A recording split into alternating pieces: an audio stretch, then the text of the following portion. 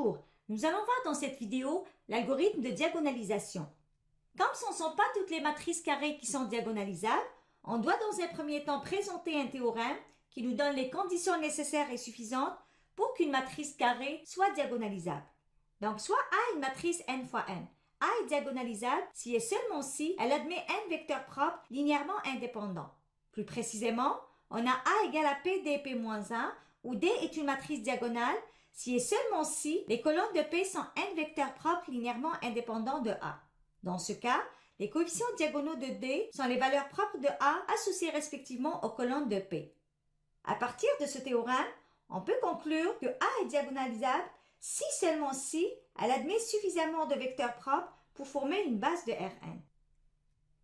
Présentons maintenant l'algorithme de diagonalisation. Soit A est une matrice n fois n diagonalisable. Pour diagonaliser la matrice A, on procède comme suit. 1. On détermine le polynôme caractéristique PA lambda étant égal au déterminant de A moins lambda I. I ici désigne la matrice identité. 2. On trouve les racines de PA lambda, c'est-à-dire les valeurs propres de la matrice A. 3. On détermine les bases des espaces propres E lambda. 4. On construit la matrice inversible P à partir des vecteurs de base de tous les espaces propres. Et 5. On construit la matrice diagonale D à partir des valeurs propres de A. Prenons à présent l'exemple suivant. Donc, on voudrait diagonaliser si possible la matrice donnée par A. On voit bien qu'on a une matrice 3 par 3. Donc, dans un premier temps, on a le polynôme caractéristique de A. À la deuxième étape, on voudrait déterminer les valeurs propres de A, c'est-à-dire poser PA lambda égale à 0. Dans ce cas-là, on voit qu'on a deux valeurs propres, lambda 1 égale à 1 et lambda 2 égale à 2. À la troisième étape, on voudrait déterminer les bases des espaces propres. Pour cela, on doit d'abord obtenir les vecteurs propres associés aux valeurs propres lambda égale à 1 et lambda égale à 2. Commençons par considérer le cas où lambda égale à 1. Ceci revient en fait à résoudre l'équation homogène suivante.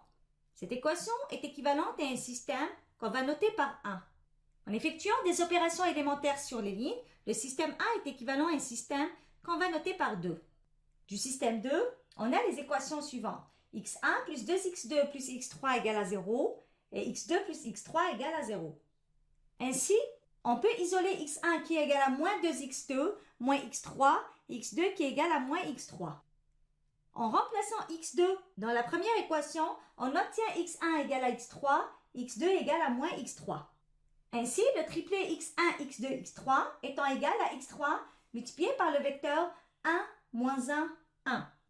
Tout vecteur de cette forme, tel que x3 est différent de 0, est un vecteur propre de A associé à la valeur propre lambda égale à 1. Ainsi, l'espace propre associé à la valeur propre lambda égale à 1 est engendré par le vecteur 1, moins 1, 1. Donc, le vecteur 1, moins 1, 1 constitue une base de cet espace propre. Notons B1 par cette base. On note ce vecteur propre par V1.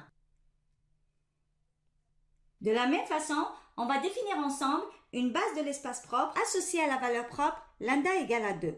On aura donc à résoudre l'équation suivante A moins 2i multiplié par u égale à 0. Cette dernière est équivalente à un système qu'on va noter par 1, lequel est équivalent selon les lignes au système noté par 2.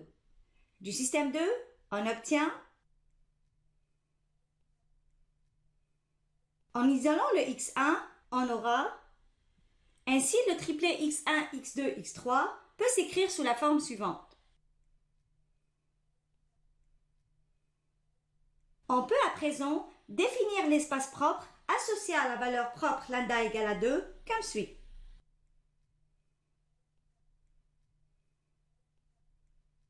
On voit bien que les vecteurs moins 1, 1, 0 et moins 1, 0, 1 engendrent l'espace propre associé à la valeur propre lambda égale à 2. Il est aussi clair que ces vecteurs sont linéairement indépendants. Donc, ils constituent une base de l'espace propre associé à la valeur propre lambda égale à 2. On aura ainsi la base qu'on va noter par B2. On voit bien qu'on a obtenu une base B2 de l'espace propre associée à la valeur propre lambda égale à 2, constituée des deux vecteurs qu'on note respectivement par V2 et V3. On remarque que le nombre total de vecteurs des bases des espaces propres est égal à 3, ce qui coïncide avec la taille de la matrice. Ainsi, on va rassembler ces vecteurs propres, c'est-à-dire V1, V2 et V3, dans la matrice P. On aura ainsi P étant constitué des trois vecteurs V1, V2, V3. Il est important de noter que l'ordre des vecteurs n'a pas d'importance. Passons maintenant à la construction de la matrice D. Donc on voit bien que la matrice D est diagonale ayant des éléments diagonaux, les valeurs propres de la matrice A. Ici, il est essentiel que l'ordre des valeurs propres correspond à celui choisi pour les colonnes de P. Finalement, n'oublions pas de vérifier que AP étant égal à PD. À l'exemple 2, on voudrait diagonaliser si possible la matrice A. Donc, dans un premier temps, on définit le polynôme caractéristique PA de lambda comme étant égal à 2 moins lambda au carré. Par la suite, on trouve les valeurs propres, c'est-à-dire on pose PA de lambda égale à 0. On obtient ainsi lambda égale à 2 comme étant la valeur propre de la matrice A. À la troisième étape, on voudrait déterminer les bases des espaces propres, associées à la valeur propre lambda égale à 2. Donc, on aura à résoudre l'équation A moins 2IU égale à 0. Cette dernière est équivalente au système suivant. À partir de ce dernier, on a l'équation x1 égale à 0. Ainsi, x1, x2 s'écrit comme étant x2 multiplié par le vecteur 0, 1. On peut à présent définir l'espace propre associé à la valeur propre lambda égale à 2.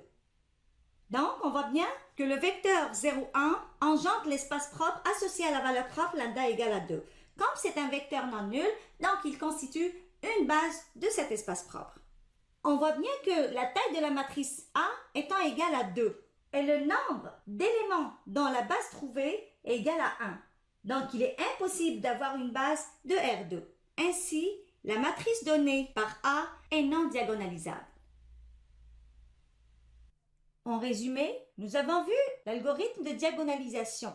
On a vu quelles étaient les 5 étapes principales pour diagonaliser une matrice carrée.